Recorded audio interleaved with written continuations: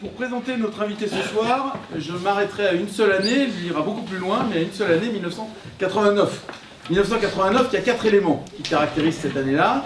La première, c'est Tim Berners-Lee, que vous ne connaissez pas probablement, mais qui est le Gutenberg du XXe siècle, puisque Tim Berners-Lee, c'est lui qui a inventé le World Wide Web en 1989. En 1989, il y a évidemment la chute du mur de Berlin, vous n'étiez pas né, mais nous, ça nous rappelle des choses. En 1989, il y a l'ouverture de la Chine, qui passe par un phénomène au départ dont on ne pensait pas qu'il serait une ouverture, c'est la répression de la place Tiananmen, mais qui a finalement été un formidable déclencheur de l'ouverture économique de la Chine. Et puis en 1989, il y a la création d'Eurogerm. Voilà. Voilà les 4 dimensions. Dans l'importance du déclassement. On pourra en reparler. 1989, donc voilà 4 dimensions importantes. Une va plus particulièrement nous intéresser ce soir. Encore qu'on va peut-être parler de développement international, donc d'autres dimensions, de numérique, etc. Notre invité de ce soir est donc dirigeant d'entreprise, vous l'aurez compris, président fondateur d'une société qui s'appelle Eurogerm, qu'il va vous présenter. Il est également aujourd'hui avec une représentation nationale importante, puisqu'il est le président de l'ANIA, et à ce titre, acteur majeur de l'économie française. Je vais le laisser plus particulièrement présenter son parcours ce soir, mais c'est avec un immense plaisir qu'on accueille Jean-Philippe Girard.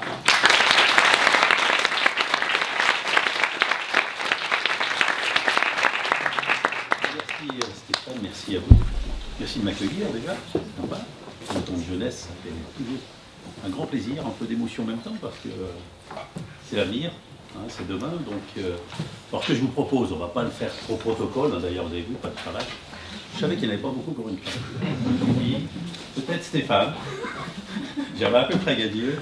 Donc voilà, non, on va le faire assez simple, ce que je voudrais c'est des fois, vous savez, on a l'habitude de mettre le patron, le créateur d'entreprise très au-dessus, l'impossible à atteindre, et vous montrer peut-être en 3 heures, parce que tu m'as donné... C'est ça. Un peu plus, avec les questions-réponses, bien sûr, nous donner qu'on puisse évoquer ensemble ce que c'est qu'un chef d'entreprise, ce que c'est qu'une entreprise, voilà comment ça marche. J'ai peu l'habitude de parler de moi, d'habitude je parle beaucoup de l'entreprise et peu de moi. Là, je vais vous parler un peu de moi parce que c'est important, on va ramener un peu d'humanité, un peu d'humanisme, un peu de vérité, hein, d'ailleurs, dans ce qui nous a un peu éloignés aujourd'hui de nos actions. Donc on va parler un peu d'un parcours, d'une aventure, ce que j'appelle une aventure humaine et entrepreneuriale. Hein, retenez ça, une aventure. Hein, une entreprise, créer une entreprise, c'est une aventure. Hein, on a plein d'idées en tête, on a dessiné tout ce qu'il fallait dessiner, on a fait le business plan comme il fallait le faire, et puis en fait rien ne se passe comme on avait prévu. Hein, déjà, je vous préviens, comme ça c'est tout simple. Mais par contre, ça mérite effectivement de vous donner un cap, de préciser un peu votre projet. Alors, 3 règles. Je ne suis pas donneur de leçons, donc surtout vous ne le prenez pas comme une vérité.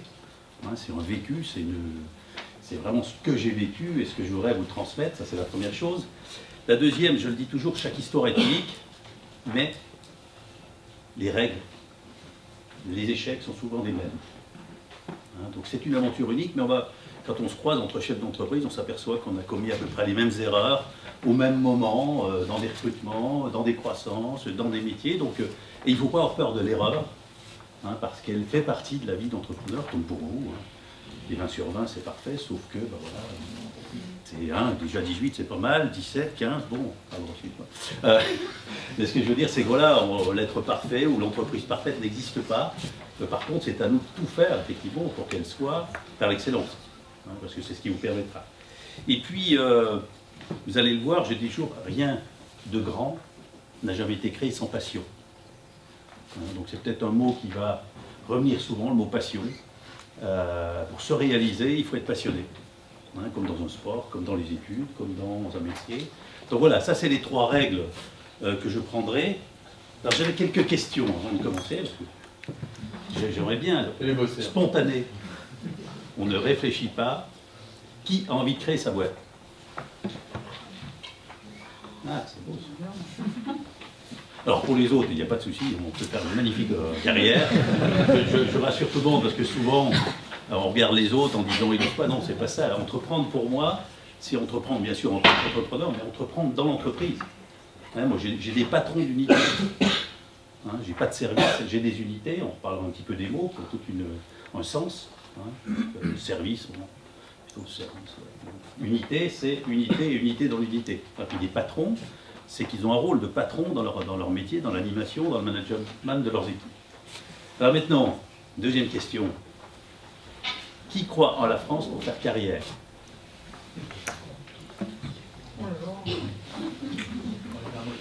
Ah, c'est important. C'est important et je vous assure, coupez la radio, coupez la télé de temps en temps, lisez la presse, ils doivent vous recommander bien sûr de vous informer, mais ne croyez pas que la France soit dans un tel état qu'on ne puisse pas réussir. Voilà, c'est un message que je vous passerai parce qu'on peut réussir en France. Et j'ai des implantations un peu partout dans le monde, donc je pourrais vous parler un petit peu des difficultés de créer sa boîte aux États-Unis, malgré tout ce qu'on dit, de la créer en Allemagne, de la créer en Espagne, de la créer au Sénégal, en Afrique du Sud. C'est jamais facile, hein. Mais croyez quand même à la France. Hein. Partez faire votre parcours, il ne faut surtout pas vous priver d'un parcours à l'international, au contraire, faites-le. Mais croyez aussi en la France pour pouvoir mener votre projet, votre carrière. Voilà, c'est un message plutôt citoyen, mais je crois qu'on a besoin de le faire aujourd'hui dans tout ce qu'on s'entend, tout ce qu'on vit. Et alors la dernière question, qui connaît Eurogérant? Voilà, comme ça au moins, je vais pouvoir partir du point zéro, et ce sera plus simple. Alors, Isabelle m'a remonté quelques questions, mais ne vous privez pas de questions, je crois que c'est le but, hein, d'être vrai, direct.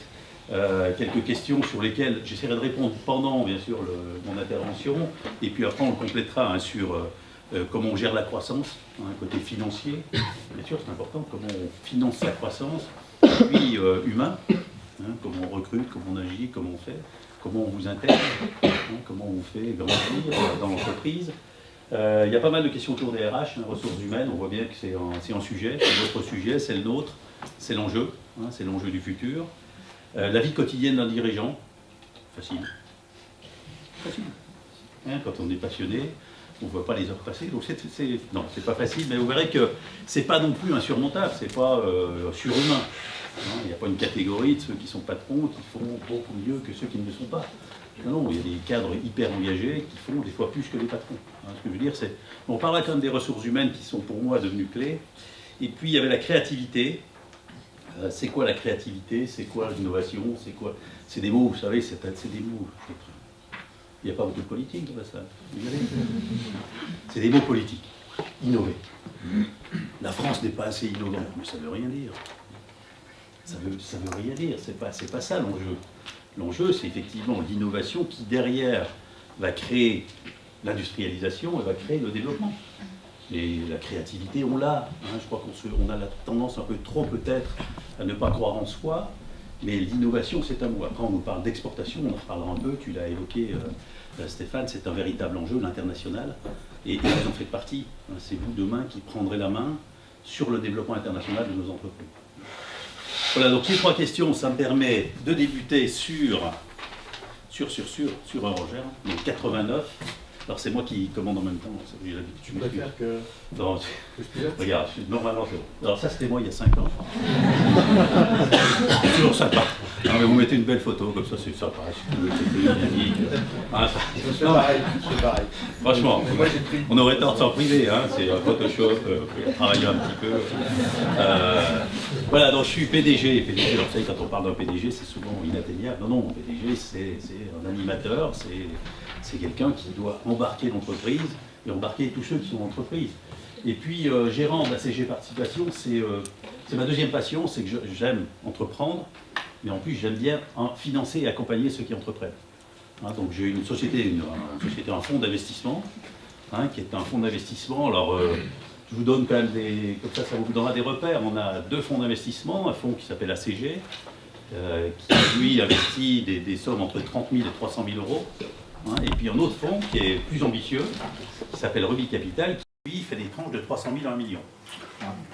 Donc voilà, sur des projets d'accompagnement d'entreprise, de start-up. De toute façon, on en reparlera tout à l'heure. J'ai 2-3 choses à vous dire là-dessus. Et puis mes passions, allez, j'aurais un le mot passion. Bon, j'ai été passionné de ski, je suis toujours passionné de ski et de haute montagne. Hein, je suis né dans le Haut-Jura. Je suis aussi... il y en a. On dirait qu'il y en a beaucoup. Non, mais vous allez voir que plus on grandit, plus on revient à ses racines. ça nous rappelle des moments forts de sa vie, des ancrages territoriales est quelque chose d'important. Et le ski, le sport souvent aide à savoir ce qui est gagné, perdre, la sueur qu'il faut mettre pour revenir. Et puis j'ai une partie que j'ai toujours aimée, c'est pour moi, j'aime pas laisser les gens au bord de la route. Donc j'ai une grosse activité, ce que j'appelle humanitaire et sociale.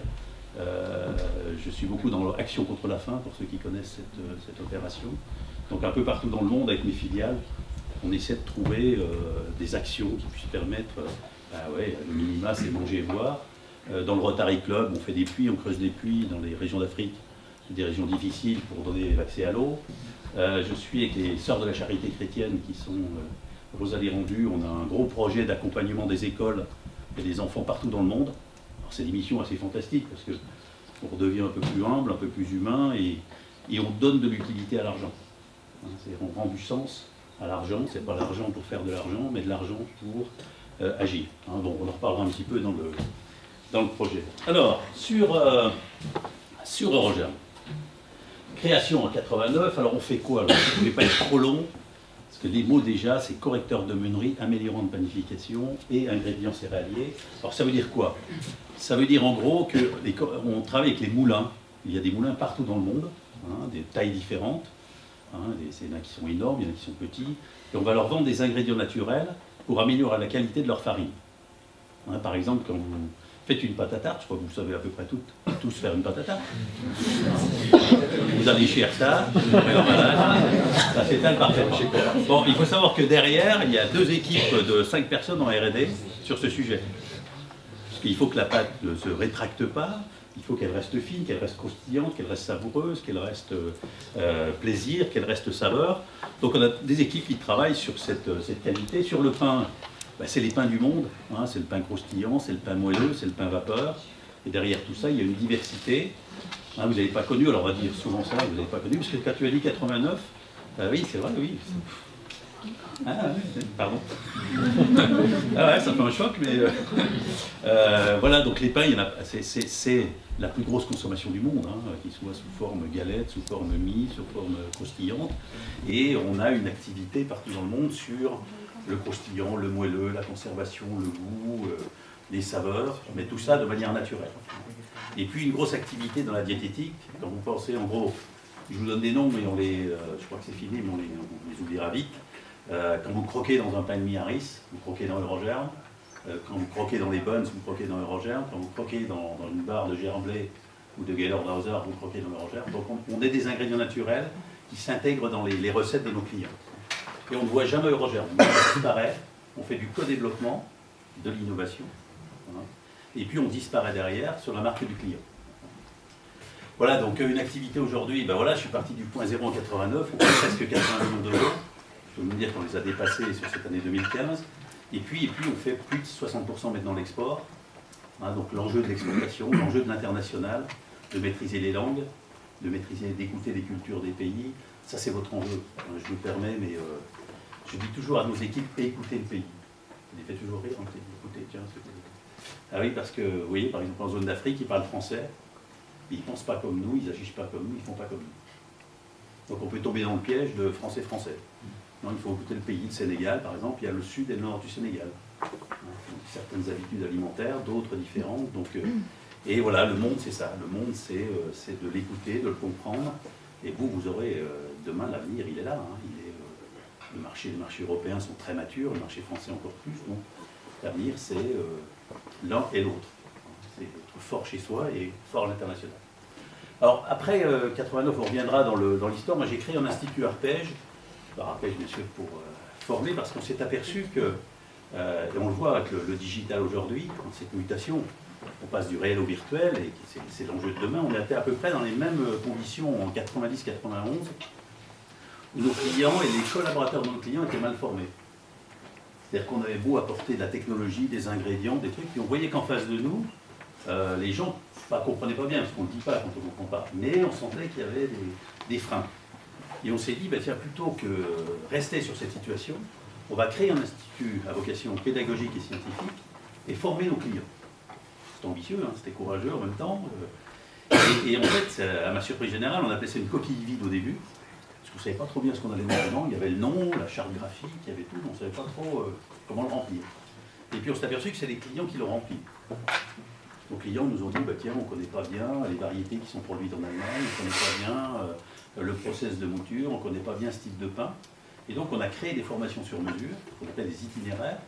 Et Arpège aujourd'hui, c'est sur, allez, on va dire sur 240 jours ouvrés, c'est pratiquement 200 jours de formation. Tous les jours, il y a des gens du monde entier qui viennent se former. Et derrière cela, maintenant, nos clients non seulement viennent se former, mais les clients de nos clients. Donc ils amènent avec eux leurs clients, hein, pour apprendre. Et on va revivre la même chose dans le digital. Là, on va se décaler si personne ne se met. Donc il faut devancer quelque part l'expertise pour le client. Et donc Arpège a cette vocation. Après, ben, pour ceux, là j'ai fait un peu de pub, j'en profiter, là c'est la minute pub. Rue Musette, vous connaissez Rue Musette? Oui. Hein, il y a un truc qui s'appelle Tartinart. Allez-y, vous direz que vous avez vu le patron et qu'il vous fasse un petit coup. Voilà, je viens de lancer un concept qui est une nouvelle génération de gastronomie nomade. Hein, donc je dis bien gastronomie, pas snacking. C'est vraiment boulangerie. Donc il y a toutes les signatures de Roger, tous les produits qu'on a développés, qui sont là commercialisés sous la marque Tartinart. Et puis toute une partie restauration haut de gamme. C'est du snacking haut de gamme. C'est un sandwich haut de gamme, c'est une tartine haut de gamme. Et en fait, on a deux experts. On a David Judas, pour ceux qui connaissent, qui était un jeune étoilé, qui a décidé de faire un autre parcours et qui fait les signatures produits. Et nous, on fait les signatures pain. Hein, donc voilà, on en a donc ouvert un à Dijon il y a pratiquement 2 ans maintenant. Et je viens d'en ouvrir un à Paris, rue de Montorgueil, qui est un deuxième pilote. Et l'idée, c'est de lancer Tartine Art un peu partout dans le monde. Hein, c'est la signature de la baguette du pain français, du snacking français.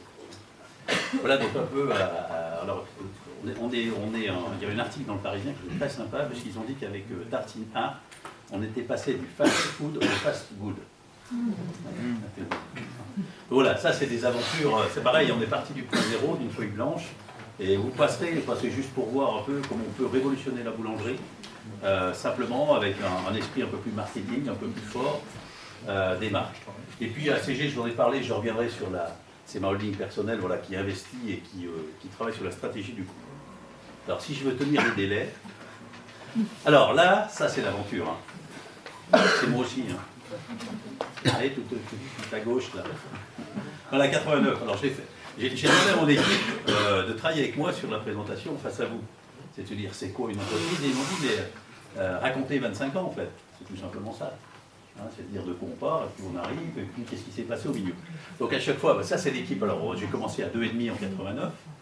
Hein, j'avais pas de rond, donc il a fallu faire avec un commercial plus une secrétaire à mi-temps. Hein, et puis anecdote, pour vous dire qu'une entreprise, ça débute. La secrétaire, j'avais pas de bureau, donc je l'ai recrutée chez elle. Je cherchais une fille à mi-temps, elle m'a dit, bah oui, on se voit où? Je suis dans un bar, ça fait un peu désordre.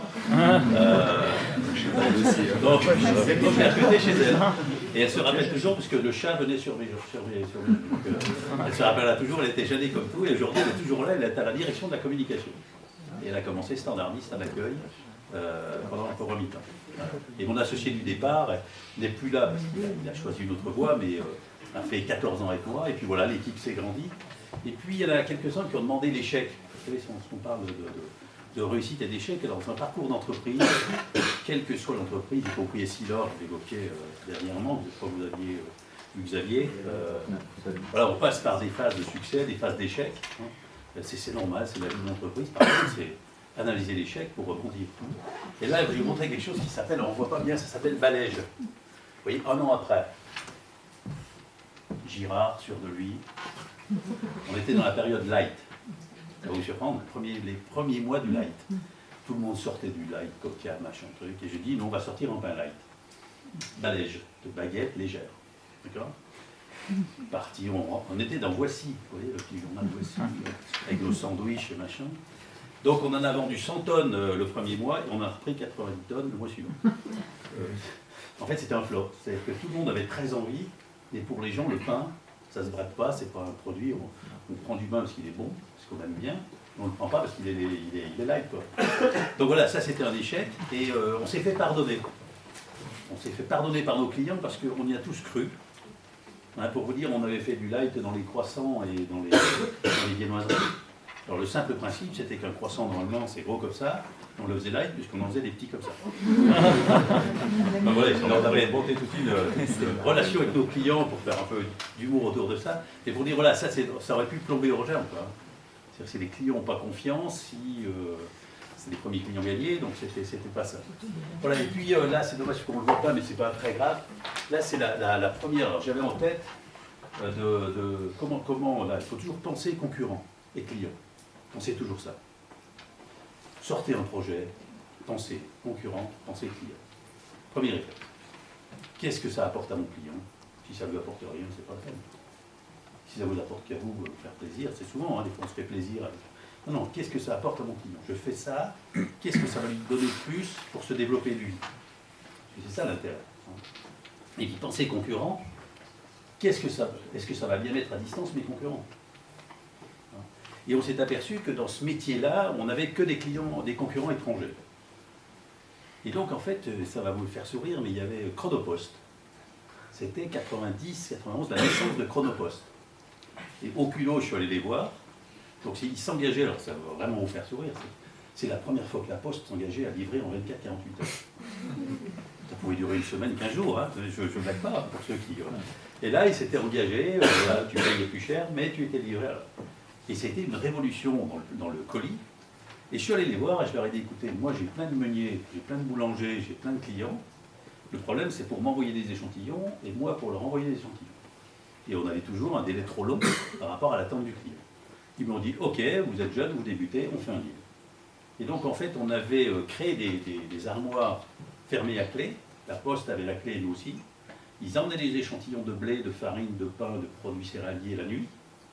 Ils les mettaient, moi mon équipe arrivait le matin et on faisait des analyses.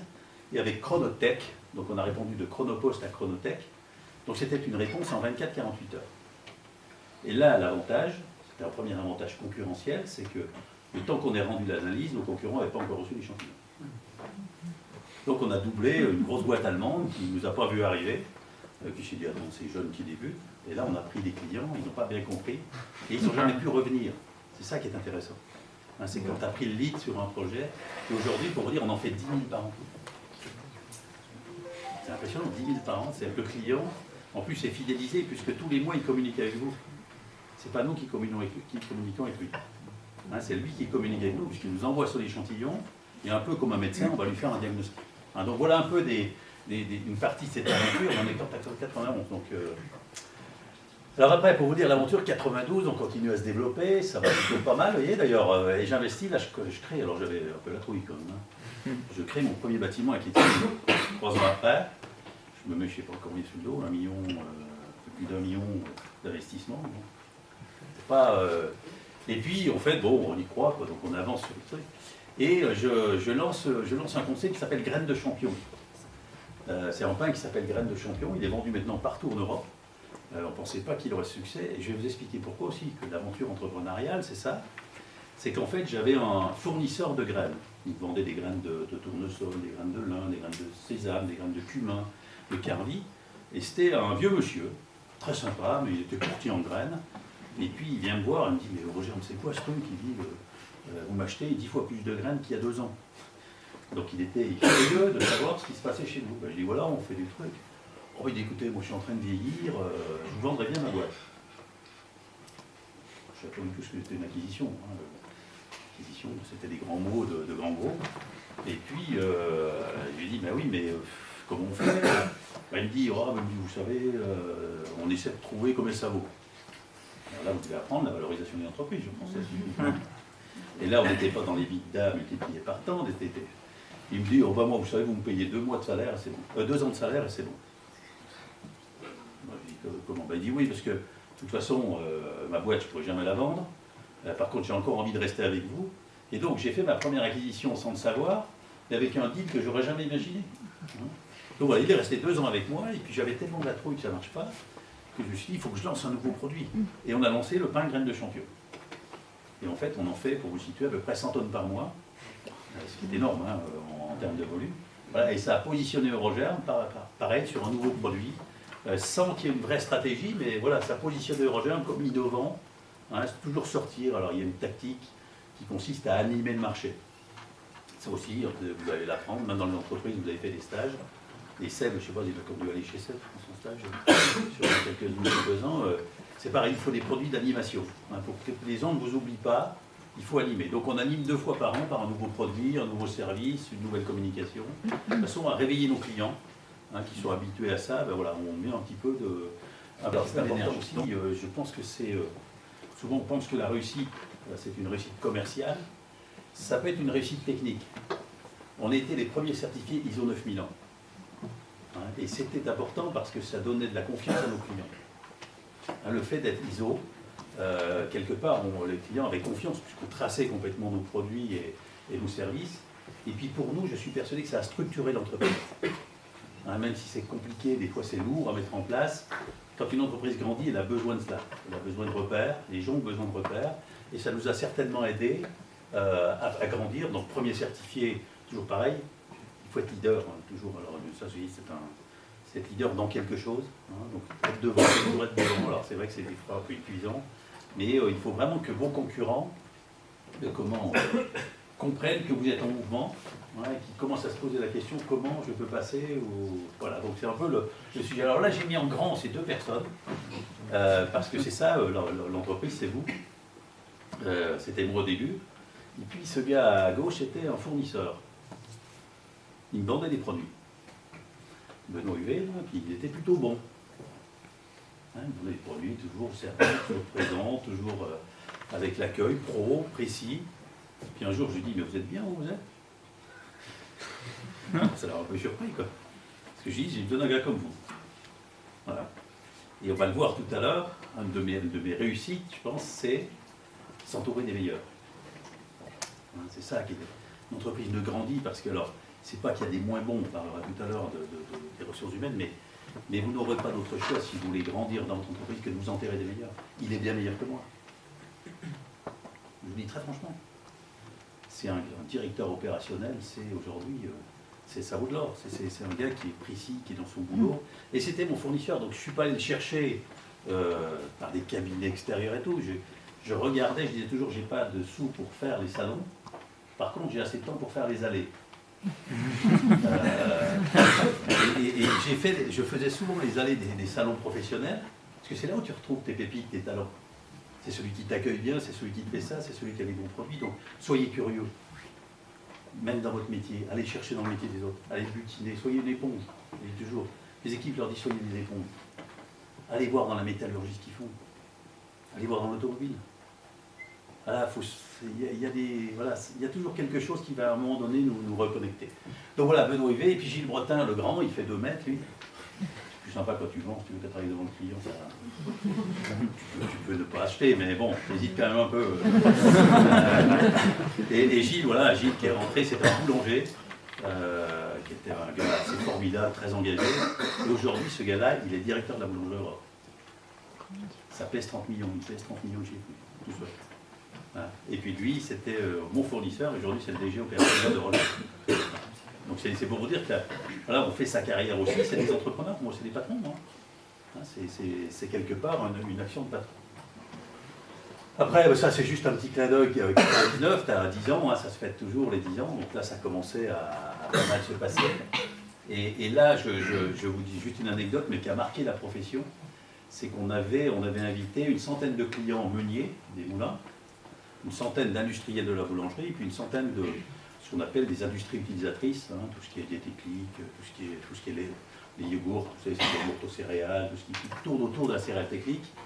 Et en fait, plutôt que leur chanter Meunier tu dors, c'est tous Meunier tu dors. Ah oui. Eh bien, l'équipe avait écrit une chanson Meunier tu es fort, Meunier t'es fort.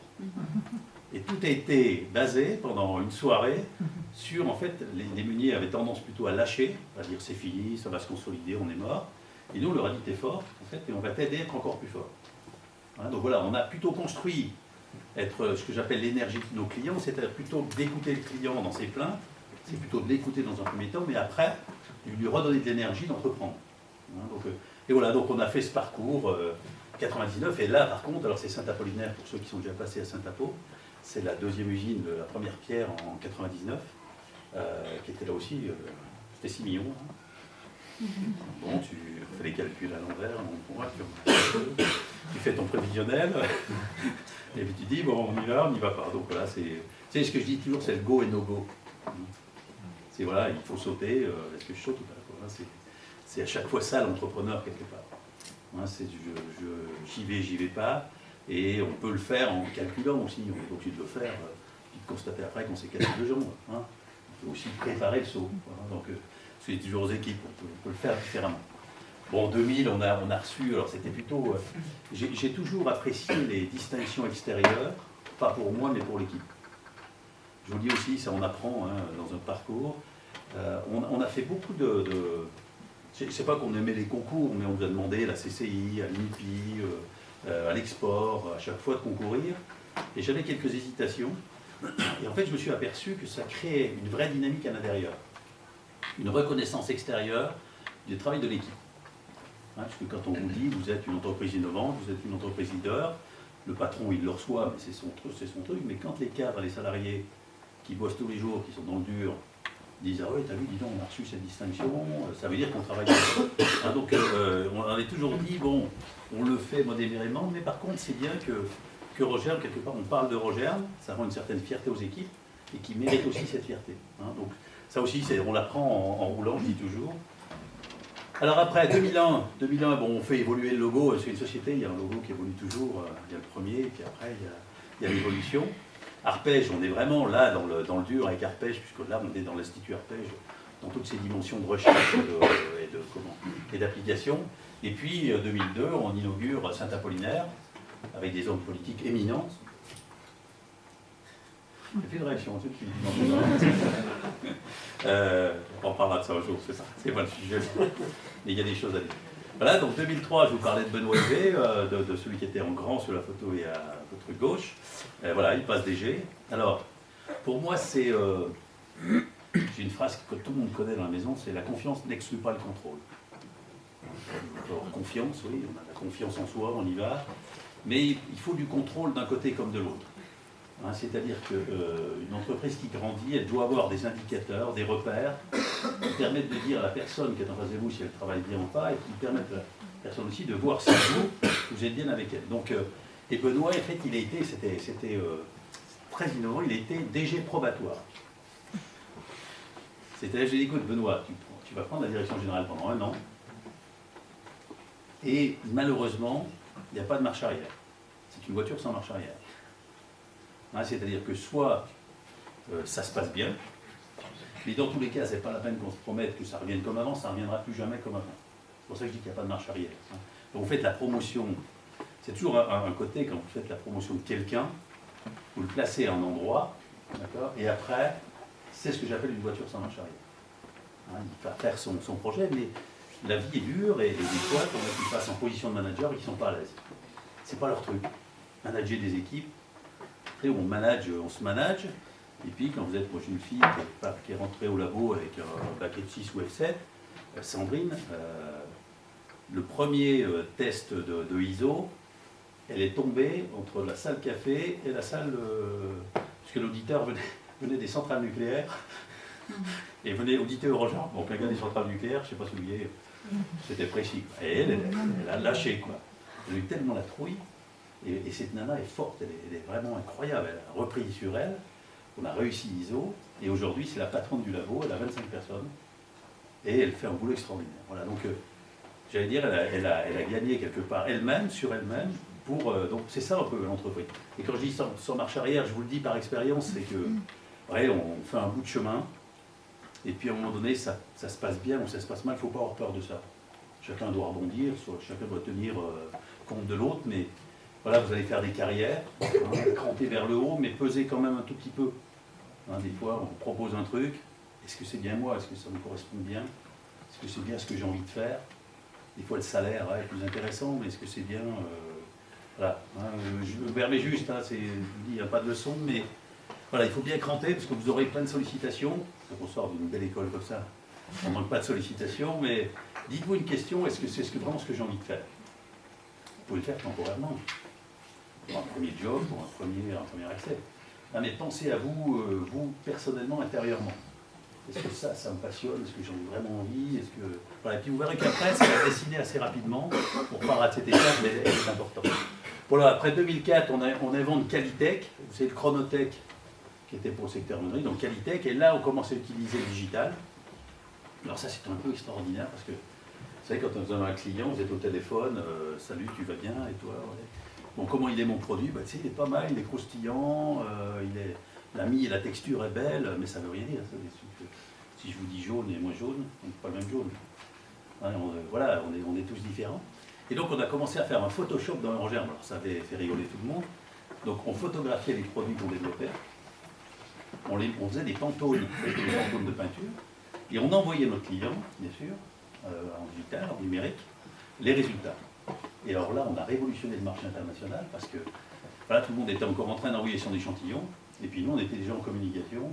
Moi, je trouve que la texture est bien, j'aimerais un peu plus de volume, j'aimerais un peu plus de hauteur, j'aimerais qu'ils soient un peu plus... Voilà. Et donc là, on a commencé à utiliser le digital, et je dis toujours aux équipes, pensez réel, pensez virtuel.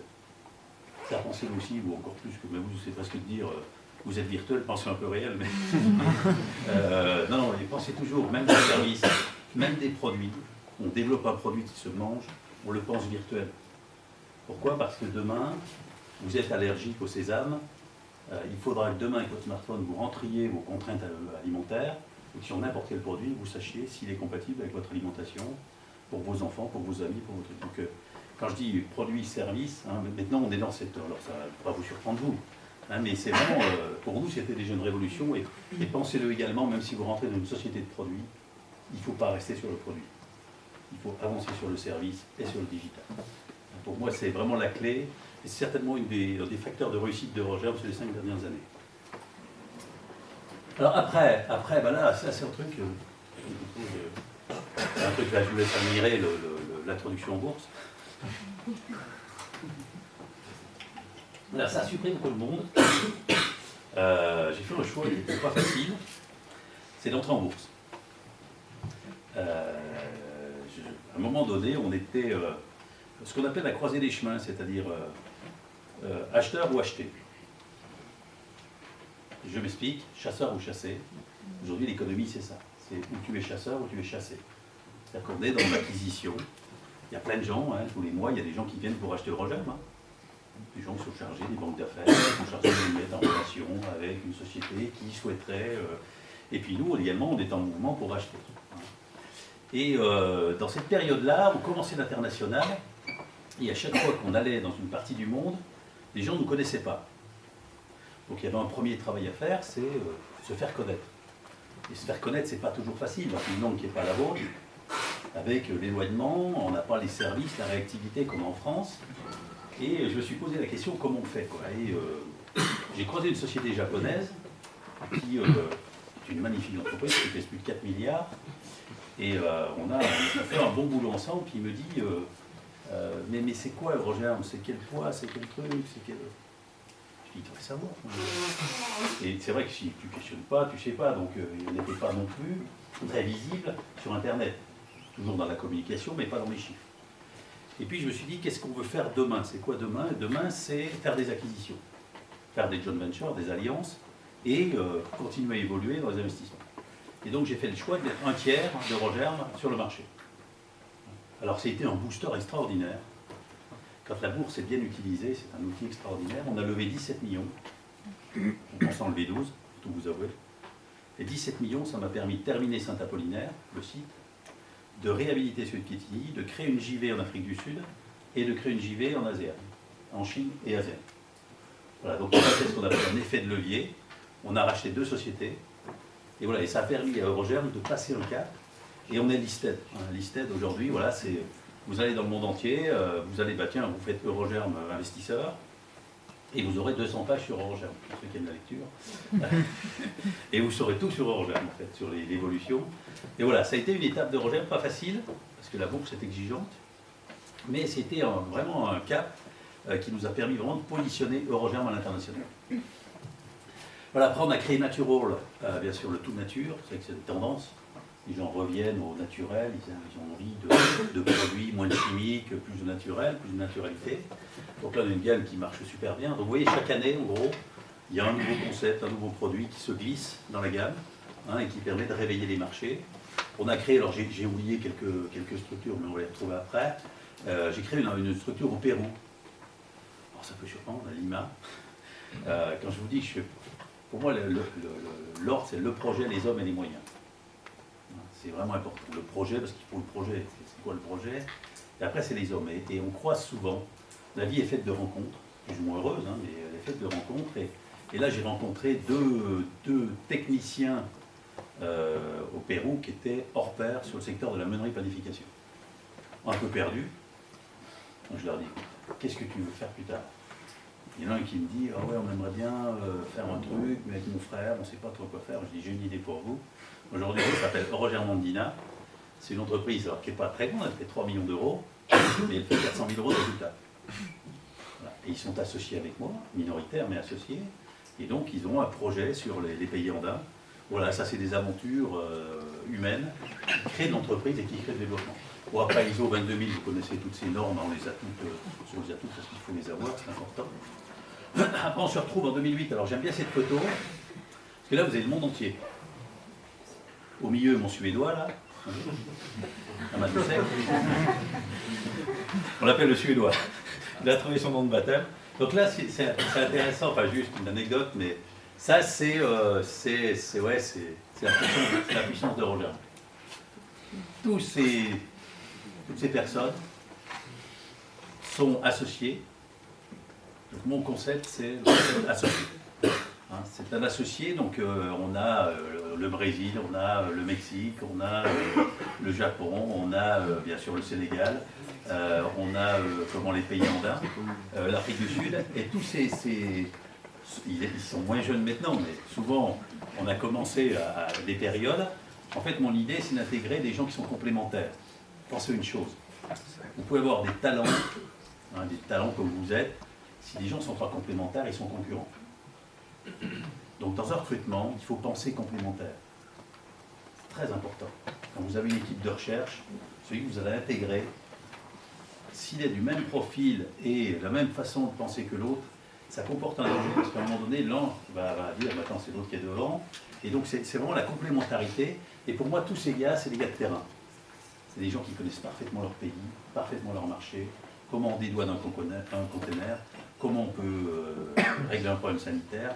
Et nous, Roger, on va leur apporter ce qu'on appelle les fonctions support. Et ils ont tous commencé, donc on a ce qu'on appelle un stage de 2 ans. On commence 2 ans, on apprend à se connaître. Dans le Jura, on dit on mange un sac de sel. Hein, le sel, c'est un peu amer. Donc, dans une entreprise, il y a des moments difficiles, hein, des moments durs. Et si tu ne manges pas un sac de sel, si tu ne vois pas comment l'un et l'autre réagissent dans les moments durs, il ne faut pas s'associer. Hein, donc on prend toujours 2 ans, on regarde le marché, on commence à faire des affaires. Et après, on crée une structure, ils rentrent à 10%. Et il y en a qui montent à 49%. Hein, selon les objectifs de l'année, des 3 ans. On a des business plans à 3 ans. S'il est réussi, ils prennent 10%, puis 10, puis 10. Voilà, comme ça, ils sont non seulement acteurs, mais en plus récompensés en fin d'année, quand on a effectivement des belles années. Et on en a quelques-unes depuis quelques années. Donc voilà, c'est plutôt dynamique. Hein. Donc voilà, ça c'est un peu la vie de Roger. Derrière, il y a toutes les équipes, bien sûr. Là, c'est pareil, c'était pour montrer un petit peu quand on crée une entreprise, une aventure humaine. Là, c'est le ministre sénégalais, hein, et qui est venu lui-même, ministre de l'Industrie, juste à la gauche, à côté de madame, là. Pas facile à appréhender, hein, je vous dis. C'est tranquille, c'est solide. Hein. Voilà, donc ils nous ont fait les honneurs, bien sûr, les honneurs du pays. Alors, tout simplement, ce qu'on n'avait pas remarqué, c'est qu'on associait Amadou Sek et quelqu'un qui est sénégalais, qui est venu faire ses études en France et qui est reparti créer son entreprise au Sénégal. Et là, il a le TF1 du Sénégal. Hein. Quand il veut, voilà, pour eux, c'est l'entrepreneur, celui qui a créé, qui a fait. Voilà, il est. Et donc, c'était juste un petit clin d'œil. Et puis, j'ai créé, en fait, je me suis inspiré du Tour du Monde. Et j'ai créé le Tour du Monde en 80 pins. Donc, j'ai écrit un livre coécrit avec un historien et un dessinateur qui s'appelle Le Tour du Monde en 80 pins. J'avais à cœur de le faire parce que le pain, c'est impressionnant. D'ailleurs, je vous en enverrai quelques-uns et puis vous les ferez circuler. C'est vrai que le pain a fait la guerre et la paix dans tous les pays du monde. Du pain au pas de pain. Et on s'aperçoit qu'il a son histoire, il a ses racines, il a souvent fait la paix et il a souvent fait la guerre. Vous verrez un petit peu l'histoire des pains, des traditions, c'est toujours dans chaque pays. On a une tradition du pain. Ils sont différents, mais ils ont tous une histoire. Et voilà, on a retracé cette histoire et on a offert ce livre à nos clients et on a ouvert quelque part un forum pour que nos clients échangent entre eux des recettes des pains. Donc aujourd'hui, dans le monde entier, tu as des boulangers qui s'envoient des recettes. Genre, tiens, tu veux faire de la panettone du Pérou, tu veux faire de la barra brésilienne, tu veux faire une ciabatta, tu veux faire un sandwich. Voilà, ils s'échangent entre eux des recettes. Nous, on ne fait rien parce que c'est plutôt l'animation. On relance de temps en temps. Et voilà, ça s'échange. Et il y a un projet qui veut le lancer qui s'appelle Boulanger du Monde, où il se connecterait dans une communauté de boulangers. Voilà, donc ça, c'est plutôt un petit clin d'œil au parcours. Voilà, 25 ans, c'était l'année dernière, 2 ans. On était tous un peu plus nombreux. On était même beaucoup plus nombreux. C'était un grand moment, bien sûr, de la vie d'une entreprise, avec bien sûr nos clients. Particularité, pour remercier, je vais inviter tous nos collaborateurs au château de Cobougeot. Aucun collaborateur n'était pas invité, parce que je voulais vraiment remercier tout le monde de ce parcours. Donc on était plus de 600 au château de Cobougeot. C'était fantastique, puisqu'on avait mis tout le monde avec nos clients, nos fournisseurs. Voilà. C'était de dire, voilà, on va quelque part se dire qu'on a fait ces 25 ans, qu'on est reparti pour les 25 futurs, bien sûr. C'était l'idée, on n'a fait que la moitié, quoi. Hein, partir. Voilà, donc c'est ce moment. Et puis, on ne peut pas le voir, mais le titre que j'avais mis, et je vous invite à y penser, c'était plus proche pour aller plus loin. Hein, parce qu'on a tendance. Pour moi, la vraie inquiétude, c'est que le numérique est en train de déshumaniser ou de casser quelque part la vraie relation. Ou la parole, mais dans tous les cas, ça c'est important, c'est rapide, c'est efficace, mais ça ne fait pas tout. Vous savez pourquoi Roger a réussi mieux que les autres? Parce qu'on fait du terrain. Et je dis aux équipes, à chaque fois qu'on se voit, stratégie de Roger, c'est 3 choses. Le terrain et le terrain. On va la retenir en plus. Enfin, les gars peuvent y aller, c'est parti. Alors, ce que je veux dire, c'est que faites-le vous-même. On apprend plus en serrant une main ou en faisant un bisou qu'en envoyant le dîner. Même à votre niveau. Même. Il y a un moment donné, il ne faut pas confondre. Des fois, on a l'impression de voir les gens, mais on les voit derrière l'écran. Il faut faire attention. Il faut essayer de doser les deux choses. Ça, c'est un outil fantastique pour avancer. La côte après, c'est dans la relation avec votre client, avec votre fournisseur, avec vos collaborateurs, que vous ferez la différence. Donc plus proche pour aller plus loin, c'était donc on vous remet, on est plus proche, et puis on va tous ensemble plus loin. C'est quand même le but, hein, de repartir, parce que 25 ans, c'est une étape. Donc voilà un peu ce qui, et on est 2014, vous voyez. Alors maintenant, qu'est-ce que ça donne en chiffres? Parce que ça aussi, c'est important. C'est bien de parler, mais qu'est-ce que ça donne en chiffres? Donc voilà, si vous voulez, 2005, on est allé sur les... On n'est pas allé plus loin, parce que 89, ça fait sans arrêt ça. On a écrasé un peu la courbe. Donc on est parti du point zéro. Hein, je suis parti du point... J'allais dire même pas zéro, je vous expliquerai après de quel point je suis parti. Voilà, aujourd'hui, ça fait presque 80 millions d'euros depuis que je rentre à l'export. Donc voilà, une superbe aventure quoi, qui continue. Alors avec des étapes, hein, vous voyez, 2009-2010. Vous voyez, la crise 2008, là, on parlait de cette crise.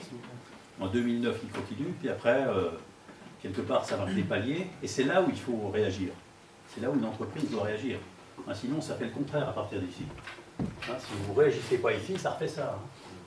Donc voilà, c'est dire qu'est-ce qu'on met en place, pourquoi est-ce qu'on a marqué le pas, sur quelle clientèle, sur quelle action, est-ce qu'on est toujours aussi bon, est-ce qu'on est devant, pas devant. Donc voilà, ça c'est ce que j'appelle la remise en cause. Ça c'est le rôle du quotidien du dirigeant. Se remettre en cause en permanence. Garder le cap, être déterminé sans être obstiné. Déterminé parce que vous avez... Je ne peux pas, quand vous serez cadre, dirigeant, il faudra être déterminé, sinon vous allez vous faire exploser. Hein. Par contre, pas obstiné, parce que là vous êtes en danger. Hein. Donc, voilà, mais par contre, c'est pour vous, hein, je l'expliquais la semaine dernière, pour vous les derniers mètres seront plus durs. Hein, je m'explique, c'est que j'ai créé Eurogerne, c'était dur comme tout, mais aujourd'hui c'est plus dur. Donc les derniers mètres, un dirigeant les fait, un cadre les fait parce que c'est sa mission, les collaborateurs peuvent lâcher. Bon, ils disent c'est trop dur, j'arrive plus. Donc c'est à vous vraiment de faire ce rôle, de les aider à faire ces derniers mètres. Hein, sinon, vous n'arriverez pas à les embarquer avec vous. Hein, vous aurez tous des positions, donc les études que vous faites, vous aurez tous une position au moment donné de cadre, de dirigeant ou d'acteur. Et l'acteur, c'est lui, mais c'est aussi les autres. Hein, si ça ne suit pas derrière, hein, si les locomotives décrochent, vous allez mettre un moment à les rattraper. Donc voilà, ce que je veux dire, dans ces moments d'entreprise, voilà, il faut essayer d'analyser un petit peu plus et puis rebondir. Bon, après ça, c'est quelque chose qui est sympathique aussi. Parce que les collaborateurs, enfin surtout mes cadres stratégiques le connaissent bien, c'est ce que j'appelle les ratios historiques d'Eurogerm. Hein, donc c'est pas la peine de me présenter un projet qui est super ambitieux mais qui perd de l'argent. Bah, si on y met de l'énergie, c'est quand même pour réussir. Pas réussir simplement professionnellement, il faut aussi dans le salaire, dans la carrière. Voilà, donc les ratios, voilà, aujourd'hui on a... Alors, je ne sais pas si vous êtes sur les calculs des EBITDA hein, qui donnent des points de repère aujourd'hui, voilà. La finance, il y en a quelques-uns, quelques-unes qui ont posé la question du financement d'entreprise. Ça, tous les banquiers font la queue. Voilà, je vous le dis comme ça, parce que dès qu'une entreprise est fragile, ils ne se pressent pas pour venir, sinon ils vous envoient l'huissier ou le compte. Dès qu'une entreprise va bien, ils sont tous là en train de dire on pourrait vous accompagner, on pourrait vous aider. Ça, c'est un truc sur lequel je réagirai tout à l'heure qui est très fort pour moi. C'est le rôle des financiers par rapport à nous, par rapport à l'entreprise de demain, de prendre plus de risques avec nous, de s'engager plus dans la durée avec nous. Et voilà, donc voilà, on a des magnifiques ratios. Bon, il faut toucher du bois, mais je dis toujours, faut faire attention, tout est fragile, mais voilà, une société très solide, hein, qui a des ratios solides, et ça permet de financer l'avenir. Ça permet de récompenser les équipes d'un côté, financer l'avenir de l'autre. Et puis, alors, pour vous dire, parce que vous êtes au niveau du capital, c'est important, vous avez beaucoup parlé de la structure des entreprises. Il y a ce qu'on appelle des entreprises fermées et familiales. Donc, vous avez peut-être des parents, des amis qui sont... Il y a des entreprises familiales qui ne veulent pas ouvrir le capital. Moi, j'ai toujours ouvert un tiers. Depuis des années. Alors, c'est toujours stratégique ou tactique. Hein, c'est important. J'ai décidé voilà, de dire, dans toutes les entreprises où je ne suis jamais seul. Il y a toujours des associés. Alors ça oblige à rendre des comptes, à discuter, mais ça fait grandir à chaque fois. Les débats font grandir. Voilà, j'ai la société Mobago est ma société holding. J'ai Nisshin Sefin Group. Nisshin Sefin Group, c'est un groupe japonais. Le président est le frère de l'impératrice du Japon, le président Shoda, avec qui je travaille, et qui ont, c'est une boîte qui fait que 4,3 milliards en dollars, hein. Voilà, qui sont très présents dans l'ASEAN. Et pour moi, c'est un vrai levier sur l'Asie. Hein, qu'on aille en Chine, qu'on aille en Asie, qu'on aille en ASEAN. Et on fait un super boulot avec eux. Donc voilà, pour moi, c'est mon partenaire. Donc la contrepartie, c'est qu'il entre au capital. Et la contrepartie de son côté, c'est qu'il m'aide à me développer sur cette partie qui n'est pas facile à appréhender. Après, on a le public, bien sûr, c'est les classiques. Hein, c'est vous, c'est tout le monde, c'est vos parents qui achètent du titre Eurogerm, qui le revendent. Ça, c'est ce qu'on appelle le flottant. Après, j'ai CMCIC. C'est une chose, tu es éligible au PEA, PME. Ouais. Ah oui, on est éligible. Après, on a le CMCIC, c'est le Crédit Mutuel CIC. Pareil, là, c'est une banque, c'est pas innocent non plus. Hein, c'est que j'aurais peut-être besoin de lever 5 à 10 millions pour telle acquisition. Il vaut mieux que le banquier soit à l'intérieur qu'à l'extérieur, parce qu'il sait comment fonctionne la boîte. Et quand il faut prendre la décision, ça va plus vite. Hein, donc là, ça sert un peu. Et puis, il a une mission, alors on va pas dans les confidences, mais on est un peu plus avancé. C'est que pour moi, c'est lui qui est chargé de faire un pool bancaire. Plutôt que ce soit moi qui fasse ce pool bancaire pour demain. Demain, par exemple, quand on se projette en 2019-2020, on aura besoin de lever 30 millions. D'accord ? Et si je vais passer une énergie folle, moi, le faire. Donc lui, qui est banquier, qui est à l'intérieur, sait parfaitement comment ça se passe, et c'est lui qui va créer ce projet. Hein, donc voilà, son rôle, lui, c'est alimenter Eurogerm quand Eurogerm en aura besoin, à un moment précis. Après, c'est important pour moi, il y a 2% sur les salariés, les cadres stratégiques, salariés, tous les salariés ont au moins une action d'Eurogerm. Ils ont une action par année d'ancienneté, c'est plutôt symbolique, mais c'est plutôt sympa en même temps. Ils font partie d'Eurogerm. Tous les cadres stratégiques ont des envolées à 1000, 5000 actions. Hein, donc voilà, et donc il y a 2%, ou un peu plus de maintenant, il y a presque 3% qui sont sur les collaborateurs. Hein, donc 3% de rollers, voilà, c'est plutôt sympa. Ils vivent l'entreprise, ça leur permet de s'intéresser aussi à l'entreprise. Ce que je suis aperçu, c'est que le fait qu'ils soient actionnaires, ils s'intéressent à l'entreprise. Comment ça fonctionne, est-ce que ça va bien, est-ce que ça va moins bien. Hein, donc c'est important, il n'y a pas un fossé entre la vie de l'entreprise d'un côté et les salariés de l'autre. Alors le chiffre 9, alors, je vous ai fait juste un clin d'œil, parce que c'était Voilà, je vais vous raconter une petite histoire en rien de temps, 9 étapes de ma vie. Alors j'ai toujours été poursuivi, ou je ne sais pas comment on dit, par les 9. Je suis né en 59 dans le Haut-Jura, je le rappelle. Non, il faut chacun défendre sa région. Je travaille beaucoup avec des Bretons. Il y a des Bretons? Il y a beaucoup, vous voyez, il y a aussi de la détermination là. Hein. Après, il y a quand même des Bourguignons. Ouais, c'est Éparse. Après, quoi alors? Franche-Comté ouais. Et Paris, région parisienne aussi. Ah, c'est très éparse en fait. Je ne peux pas vous citer toutes les régions, quoique en ce moment ça se simplifie un peu, mais ça c'est bien, c'est très divers en fait. Je ne savais pas qu'il y avait. Il y a autant de Bretons que de Bourguignons. Ah, d'accord. Voilà, donc bon, je suis né en 59, en 69, j'avais déjà la passion du ski, parce que je voulais être champion de ski. J'étais déjà jusqu'à 20 ans, j'ai été en ski de haut niveau. Puis après, je me suis aperçu que j'étais le chef de mon village, mais dès qu'on se confrontait, j'ai fait du longue distance, pour juste une anecdote. J'ai commencé au ski de descente, après slalom, et puis j'étais un peu limité, il y a un moment, voilà, tu progresses, puis à un moment, tu t'aperçois que tu es au bout, quoi. Et donc, j'ai basculé sur le ski de fond, j'ai fait du 20 km, après je suis passé au 40, et après du 70 et plus. Et je suis rentré en FIS européenne sur le 70 et plus, de la détermination, ça. Et là, tu t'aperçois, en fait, de tout ce qu'il y a à faire par rapport aux grands champions. Et j'ai fait une épreuve que vous avez dû entendre, c'est la Vasalopette, ou la Marcia Longa. Voilà, j'ai fait le championnat d'Europe une année. Et après, j'ai arrêté, parce que tu vois vraiment que... Voilà, mais par contre, c'était pour ce que j'appelle se battre. À un moment donné, tu as envie d'arrêter. Et puis, tu as ce petit truc dont vous aurez besoin tous dans la vie, parce qu'il y aura des petits coups de mou, comme on dit. Ce petit truc qui dit, allez, c'est pas si grave que ça, et hop, tu repars. Voilà, le ski m'a certainement un peu aidé à passer des étapes à la fois dans l'endurance et dans l'action.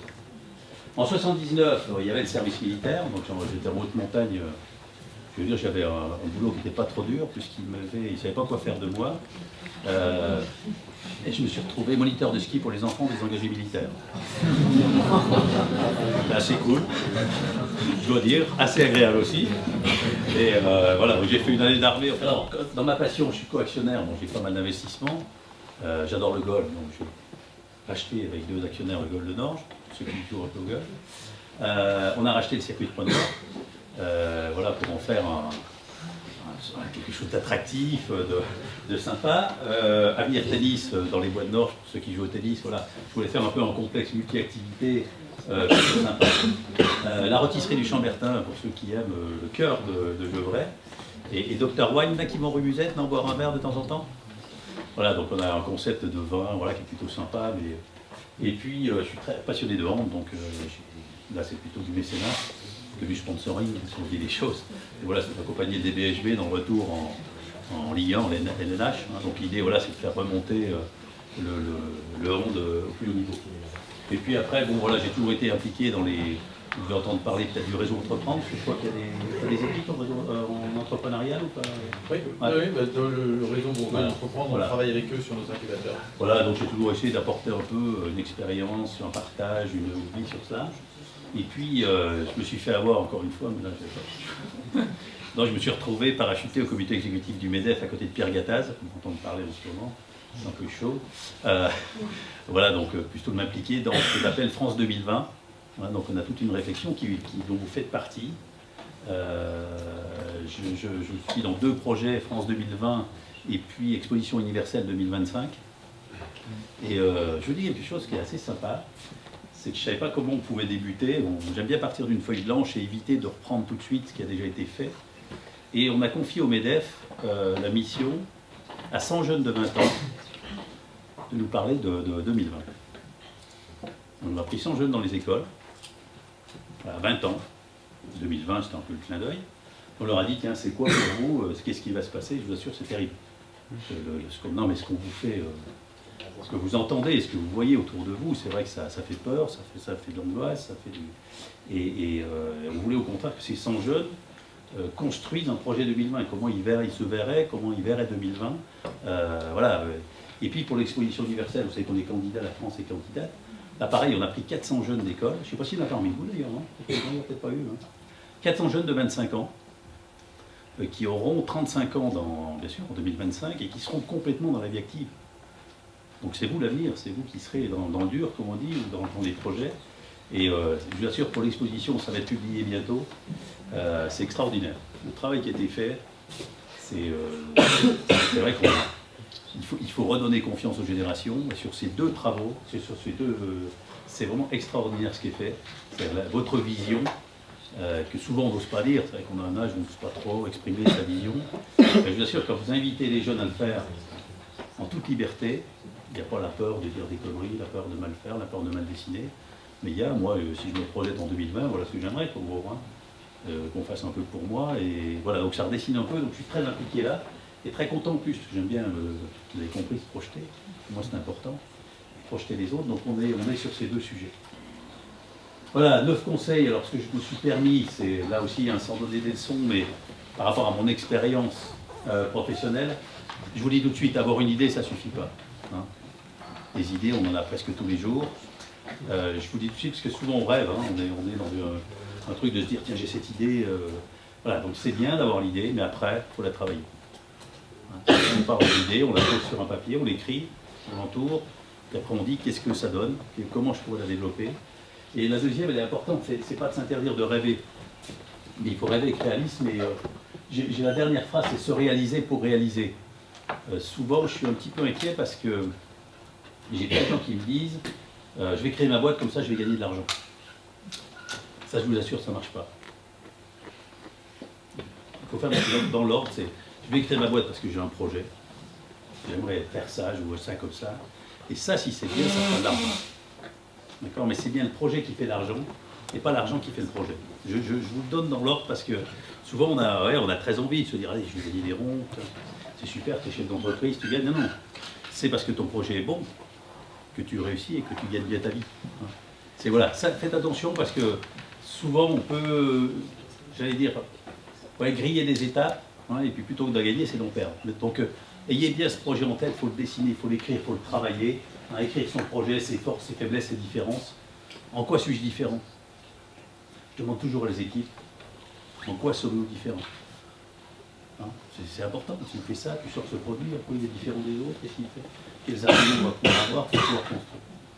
Après, pensez le meilleur et le pire. J'aime pas trop, mais c'est la vie d'une entreprise.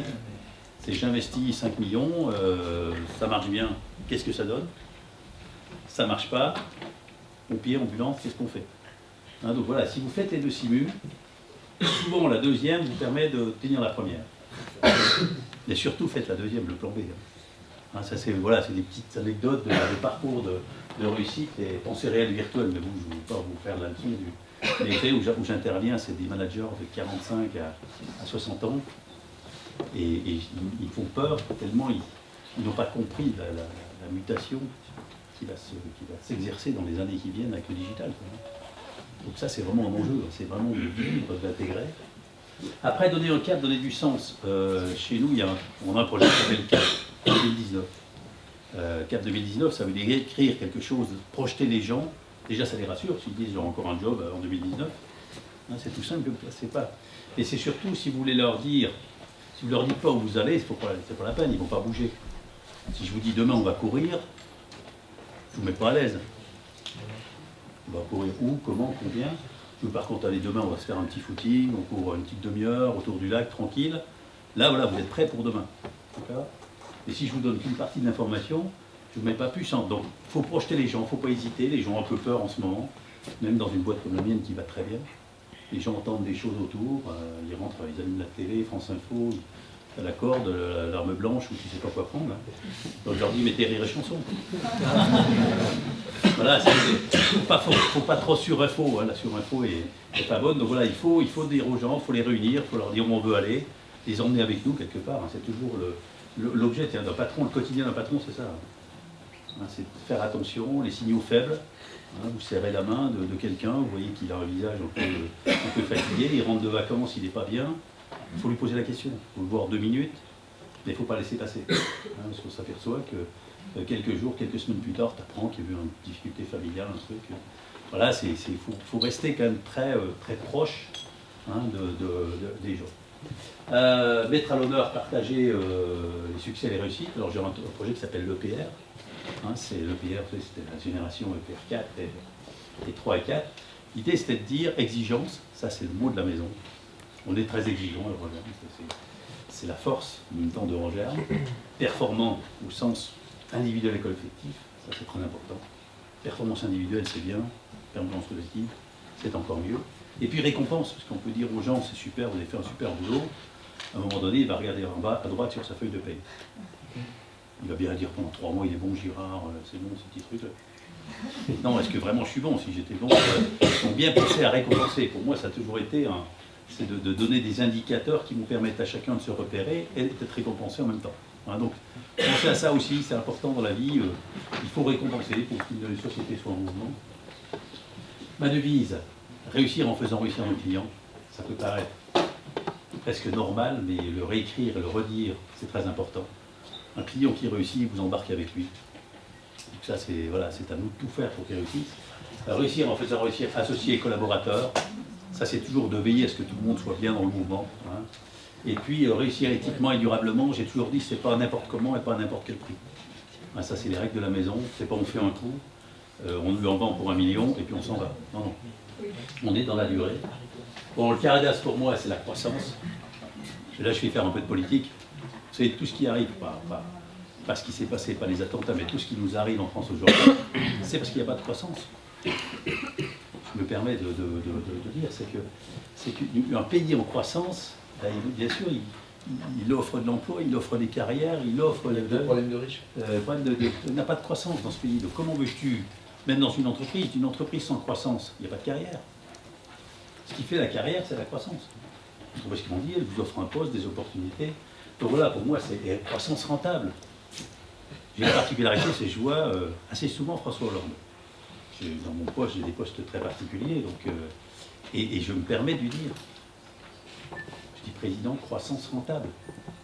Parce qu'une croissance sans rentabilité, ça n'a pas. La rentabilité, quand une boîte est rentable, elle fait de l'investissement, du recrutement et du social. Une boîte qui ne gagne pas de rond, ça fait rien.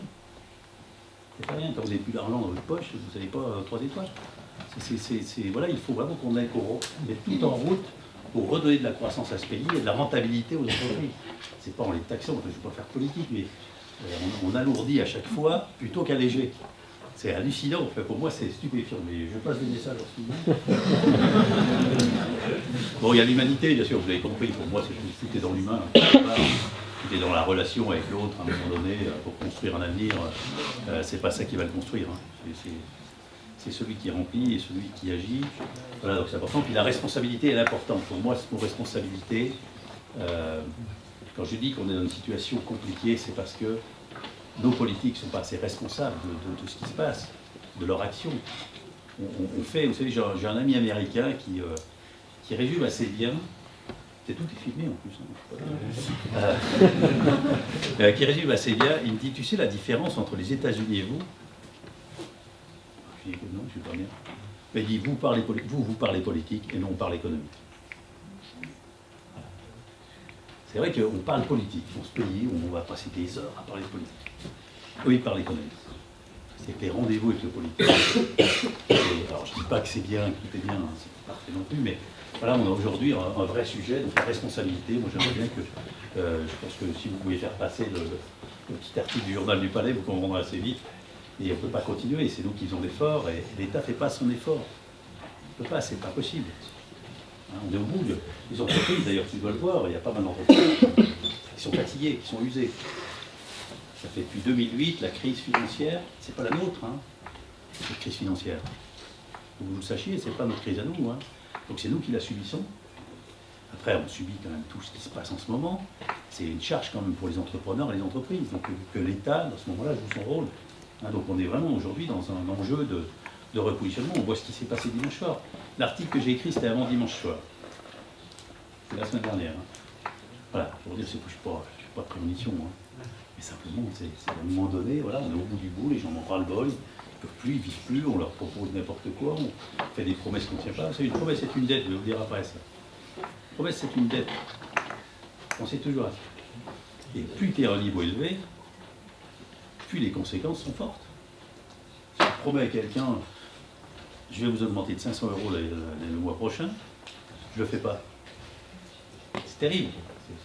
c'est fini, quoi. Il y a une cassure. Et donc aujourd'hui, voilà, il vaut mieux en faire moins, mais les faire.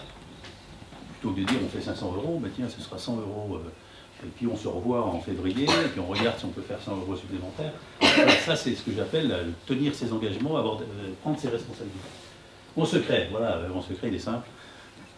Moi, écoutez, je dis jamais de recrutement par défaut. Vous savez, des fois on est en plein recrutement, et puis c'est des anecdotes d'entrepreneurs, hein, mais sur un profil, alors on l'avait on l'a dans la tête, ce profil. Tiens, on a une shortlist à un moment donné, et puis on sort de ce rendez-vous, il n'est pas qui convient vraiment, il ne faut pas vraiment ce qu'on attendait. Il ne faut pas faire. Ni pour l'un, ni pour l'autre. C'est pas bon pour celui qui recrute parce qu'il ne sait pas qu'on attend plus de lui, et c'est pas bon pour toi parce que tu n'es pas. Donc je dis pas de recrutement par défaut, et surtout si vous avez une responsabilité, entourez-vous des meilleurs. N'ayez pas peur de gens meilleurs que vous, moi j'en ai plein. Hein. Dans l'ordre des meilleurs, je dois être le 30e hein, dans la maison.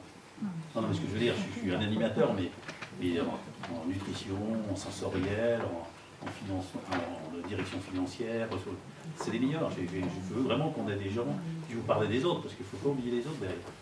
Voilà, et puis le collaborateur associé, je vous l'ai dit tout à l'heure, c'est le modèle. L'Eurogerm, c'est un peu un modèle associé, c'est-à-dire demain, tout le monde peut, en grandissant dans l'Eurogerm, devenir associé d'une structure. J'en ai un qui m'a dit je veux partir en Chine. Je n'aurais jamais espéré. Partir en Chine, expat, je ne sais pas s'il y en a qui sont allés à Shanghai pendant plusieurs mois, mais je change quand même avec la famille. Hein. C'est entre le départ, l'avion, et puis après, voilà, donc ça mérite récompense, et ça mérite association si ça marche. Alors, pour moi, voilà, c'est. Alors après, j'avais fait les convictions, mais je ne sais pas, je suis complètement. Non, je vous parle comme ça juste pour moi. Hein. On a parlé des 30 glorieuses, vous savez, vous en entendez pas mal parler, des 50-80. Après les 30 piteuses, je ne sais pas si c'est vrai, mais je pense que Stéphane qui est beaucoup plus avancé sur ces sujets que moi. D'accord. Et puis je pense qu'on est dans les 30 laborieuses. Je ne savais pas comment dire. On parle beaucoup des 30 frileuses. Ouais, frileuses, laborieuses, je ne savais pas quel terme prendre, mais pour moi, tout est compliqué. On devrait simplifier les choses. Même pour vous, je pense, dans votre vie, c'est laborieux, quoi. C'est fragile, c'est pas. Voilà. Donc c'est comme ça que je les baptise, et je dis que la détermination, on retrouve le mot dont je vous parlais tout à l'heure, l'obstination, l'engagement et l'enthousiasme. Il y a au-dessus de ma porte, il y a marqué diriger avec enthousiasme. C'est important l'enthousiasme. Le patron est devenu un point de repère pour les salariés. Si j'arrive et que je fais la tête tous les jours et je ne serre pas la main des gens, au bout de 15 jours, ils vont dire attends, qu'est-ce qui se passe? La boîte est en danger, il y a un problème.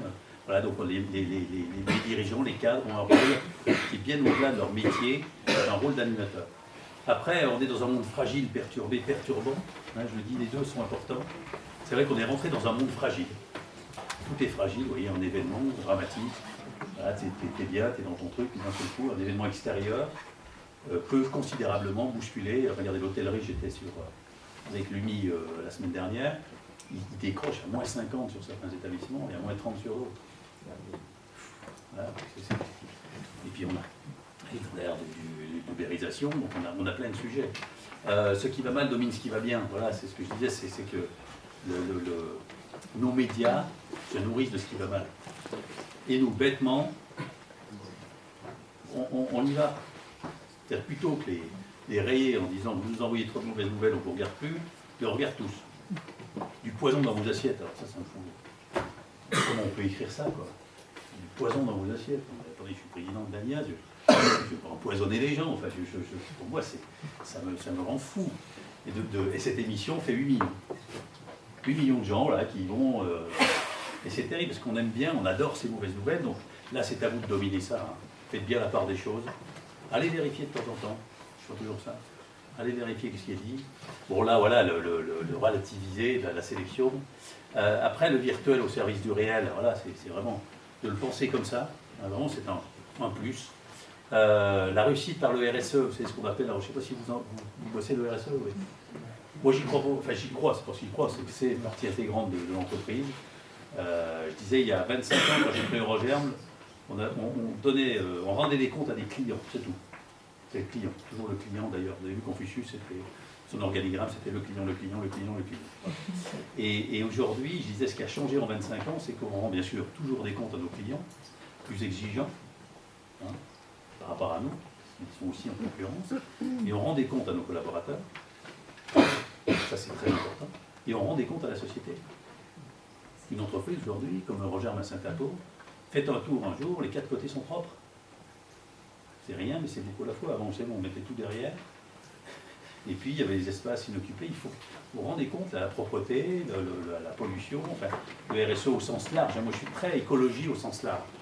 Hein, c'est pas simplement ce qui se passe à COP21. Alors, on a fait un livre vert où il y a des engagements d'entreprise, mais c'est vraiment le patron, les cadres, qui eux-mêmes sont impliqués. C'est pas simplement une procédure.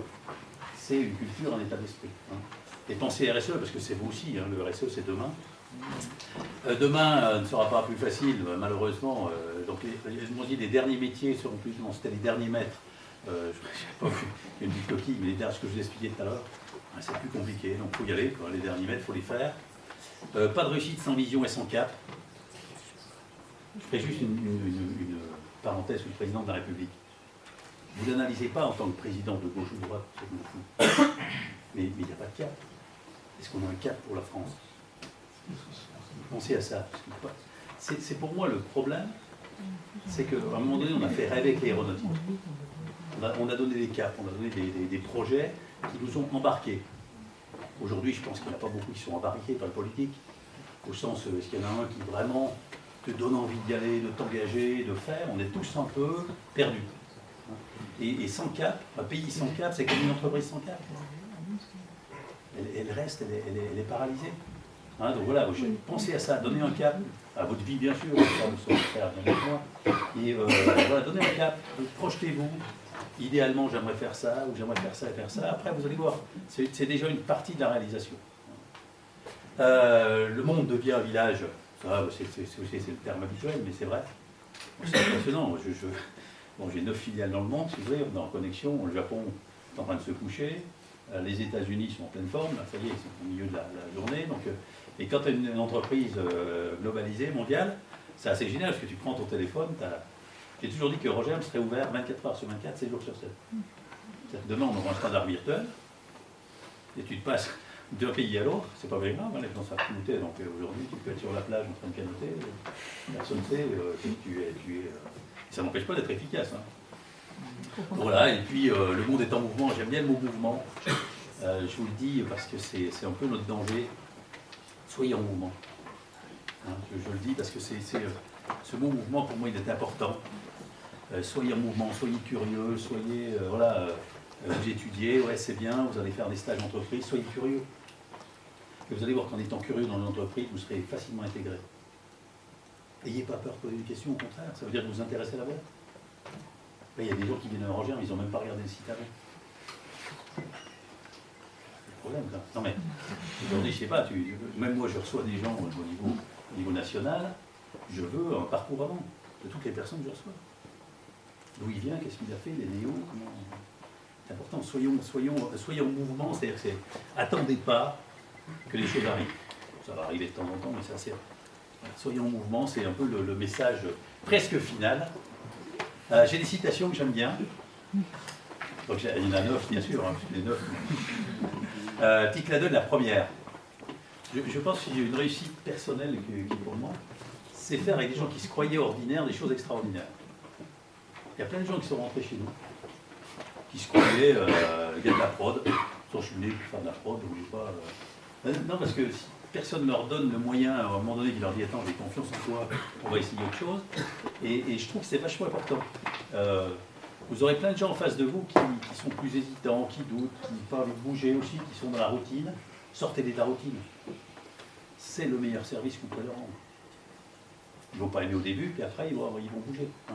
Donc ça, c'est alors le see, feel and play, ça vient du golf, et ça peut s'appliquer à l'entreprise. Voir les choses, hein, les ressentir, et après jouer, comme on dit. Et ça se met en entreprise. Hein. De voir les choses, voir entre des fois on sent quelque chose. Donc n'hésitez pas à vous mettre dans l'émotionnel. Hein, c'est pas un patron, c'est pas un truc dur. Hein, c'est de temps en temps, des points de force, des points de faiblesse, mais laissez-vous aller un peu dans cette réflexion. Après, c'est Gandhi qui a dit si vous voulez le changement, commencez par changer vous-même. J'adore celle-là, parce que c'est vrai qu'on veut le changement, tout le monde veut le changement. Le changement, c'est maintenant. Je ne sais pas si vous voulez le changement, non, mais On est là-dedans, c'est bien, c'est beau, mais on ne donne plus la valeur, la vraie valeur au mot. On est, oui, il faut le changement, oui, mais par contre, c'est vachement bien de changer. Voilà, quand j'ai mon petit confort, mes petites habitudes, mon petit réveil qui est résumé, ça bouscule un peu. Donc n'hésitez pas, ça fait du bien. Tu sais que les Américains, enfin tu connais peut-être Stéphane, mais les enfants changent beaucoup d'école.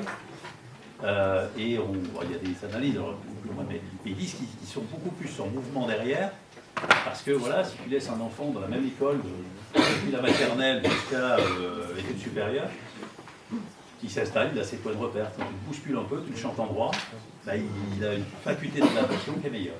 Voilà, donc, dans le repère, on sait qu'on bouscule les gens. Moi, dans le labo, on change les fonctions.